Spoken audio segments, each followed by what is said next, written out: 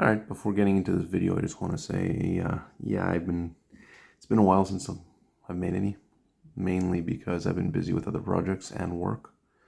Yeah, there's a lot of stuff to take care of. I picked up 2 vehicle projects in the last year, I guess it would be. So it's been rough working on them. And between that and work, I really just don't have time for stuff. I have a bunch of things I'd picked up over time that I wanted to make videos on, and I guess today would be the first time I could actually, I've actually taken the time to do it. So let me get started then. What we have here is an Italian Model 35 grenade. This is the SRCM version of it. They were made from Second World War all the way up to the 80s, I think. This one here, if I'm right about this, which I could be completely wrong, it's 1964. And as you can see across here, it says it's an inert one. So it's a training grenade. So my video here is basically going to be on how it works, like my usual videos.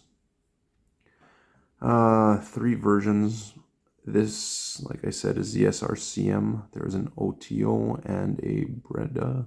Anyways, I don't remember what the other one is.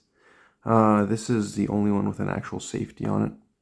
And I'll show you how that works too. Well, I guess a fail-safe safety would be the term used.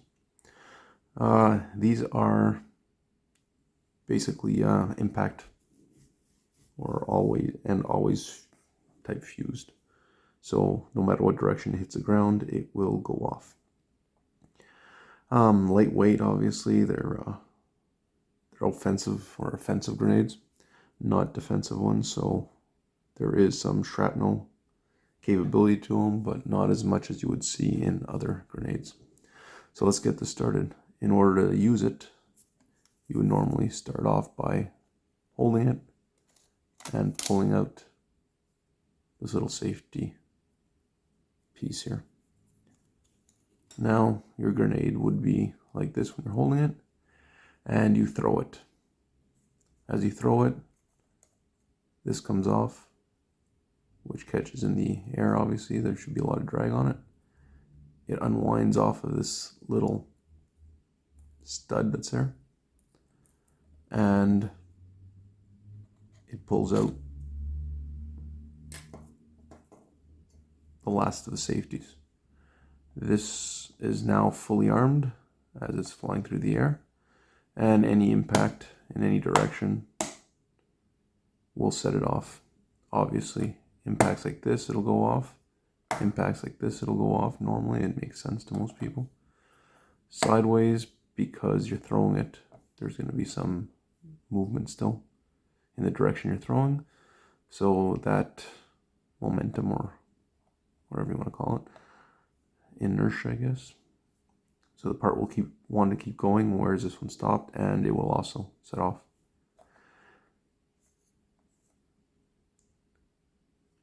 If you find one like this on the ground, obviously, which I don't think anyone has to worry about it, very few, even though there is supposed to be a fail-safe on it, it's never really picked up unless you have nothing, like no other choice. Normally what you would do is you would have a plaster of Paris mixture as somebody who's, if you can't just blow it up in place, and you would inject it into the openings. So any opening you're able to see, you'd inject it in with a syringe of some sort. It would then dry and keep all the parts from moving. Then you're able to pick it up and go dispose of it the way you have to. If you're unable to get to the actual parts in it, what they tell you to do is basically build up almost like a little dam or a swimming pool type area, and then pour the stuff around it, and that will work its way into the grenade, hopefully. And then once that's dry, it should be removable. Once again, I'm not an expert at that. I'm also not telling anyone else to do it. I guess if you had no other choice, it's best to know how to do it, but your real best choice is to call somebody who knows what they're talking about. All right, so we're going to go to open this now, and you can see there's a little spring / metal piece in here. And that's what's keeping this closed. So you push on it, and once you unscrew it a little bit, the whole thing will come undone. There are 2 of these normally on this grenade. You're not going to see 2. I don't have the other one. I'm going to have to make one. I bought it, didn't have it. So this is your inside of your grenade and the actual grenade part of it. The wire you see here is your shrapnel. This little spring here, I'll show you, it's part of the safety mechanism on it. To start off with, the space you see here is where those 2 safety mechanisms go. So that one there and this one here. We'll separate it. This is where the explosive is usually kept. Where it is kept. So you would have the igniter here, or the detonator there, which is just a stab type, if I'm not mistaken. And the container with the, if I'm not mistaken, it's a mix of TNT and something else. So that's just a container. On this side, the more fancy side. You see down in there, you see a piece of metal with a hole in it. And you see this right here. I don't know if I could get it. So you see there's movement in here when you push it. So there's a spring back here, and that keeps, it's a light spring, but it keeps the firing pin far enough away. And you can see the firing pin right down the middle there, the little dot right down the middle. So right now it's nothing on it, but if you push down, you could feel it. So as it flies through the air and the weight on here, as soon as you push down, as you see here on the side of it, it's going to push down, impact the primer of the firing pin, ignite, obviously, ignite the primary and set off the secondary explosive, which then explodes, sending all this outwards. And that's how it works. As I said, this one here is the one with a safety on it. All the rest were not really with safeties on them. And the safety you see is in there. What it is basically just a shutter of sorts. So when this lands, impacts really hard, it sets it off, explodes. Now, if it doesn't actually impact as hard as it should, and it just stays on the ground, now you've got something that's super dangerous to pick up, obviously. So what they did is they found a safety of sorts. And if you see, if you follow the spring here, it goes right to the other end of that piece. And if you look inside, that shutter is not quite centered. The hole is, but the actual shutter isn't. So what would happen is as this fires in, I'll show it to you here. There's like a little catch here and a cutout. So if it hits but not hard enough, see how it's pushing up on that piece, which is the shutter? The shutter will actually, as you saw there, flip over.